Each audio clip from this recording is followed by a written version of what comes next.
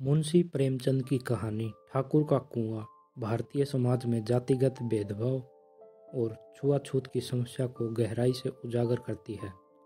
यह कहानी सिर्फ एक गरीब महिला की पीड़ा ही नहीं, बल्कि उस समय के सामाजिक ढांचे की कठोर सच्चाई को भी दर्शाती है, जहां नीची जाति के लोगों को बुनियादी सुविधाओं से भी वंचित रखा जाता था। कहानी की शुरुआत एक छोटे से गांव में होती है, जहां गंगी नाम की एक गरीब दलित महिला अपने बीमार पति जूरी के लिए पीने योग्य पानी लाने की कोशिश कर रही है। गांव में अमीर और ऊंची जाति के लोगों के लिए अलग कुएं हैं, जबकि गरीब और निम्न जाति के लोगों को गंदे पानी पर निर्भर रहना पड़ता है। गंगी का घर बहुत ही साधारण और गरीबी से घिरा हुआ है। उसका पति जूरी मजदूरी करके परिवार का पेट पालता था, लेकिन अब वह बीमार है और असहाय पड़ा हुआ है। जूरी की हालत बिगड़ रही है और गंगी को समझ नहीं आ रहा कि वह उसे कैसे ठीक करे। उसके पास दवा तक के पैसे नहीं हैं, लेकिन एक चीज़ जो जूरी को राहत दे सकती है वह है साफ पानी, जिससे वह अपनी प्यास बुझा सके और उसकी तबीयत कुछ ठीक हो सके। गंगी जानती है कि उनके मोहल्ले के लोग जिस पोखर से पानी भरते हैं वह गंदा और दूषित है। उसी पानी को पी पी कर कई लोग बीमार हो चुके हैं और अब जूरी की हालत देखकर वह बिल्कुल भी जोखिम नहीं उठाना चाहती। लेकिन गांव में सिर्फ ठाकुर का कुआं ही ऐसा है जिसमें मीठा और साफ पानी है, मगर वह कुआं ऊंची जाति के लोगों का है, जहां नीची जाति के लोगों को पानी लेने की इजाज़त नहीं। अगर कोई कोशिश भी करे तो उसे कड़ी सज़ा मिलती है।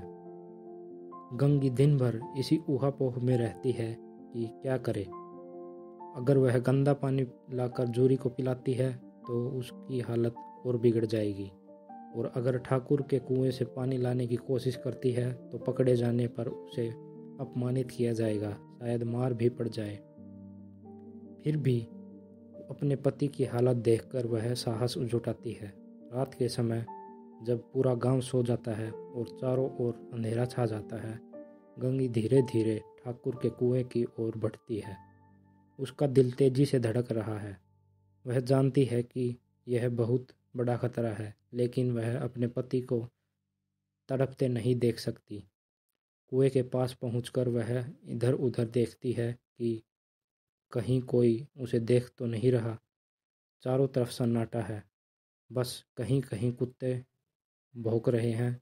गंगी जल्दी से कुएं की रस्सी पकड़कर बाल्टी नीचे डालती है। उसका हाथ कांप रहा है, लेकिन फिर भी वह हिम्मत नहीं हारती। जैसे ही वह पानी खींचने लगती है, अचानक उसे कुछ आवाज़ें सुनाई देती हैं। ठाकुर के घर के दरवाजे पर किसी के चलने की आहट होती है। गंगी का कलेजा मुंह को आ जाता है। अगर कोई उसे देख लेगा तो क्या होगा। उसकी सांसें तेज हो जाती हैं और हाथ पैर ठंडे पड़ जाते हैं। वह तुरंत बाल्टी छोड़ देती है और भागने लगती है। अंधेरे में रास्ता ठीक से नहीं दिखता, लेकिन डर इतना ज़्यादा है कि वह बिना रुके दौड़ती रहती है। किसी तरह वह अपने घर पहुंचती है और हांफते हुए बैठ जाती है। जूरी अभी भी करवट बदल रहा है और कंठ सूखा हुआ है। गंगी की आंखों से आंसू बहने लगते हैं। इस कहानी का गहरा संदेश है कि समाज में कुछ लोगों को बुनियादी सुविधाओं से वंचित रखा जाता है, सिर्फ इसलिए कि वे एक खास जाति में पैदा हुए हैं।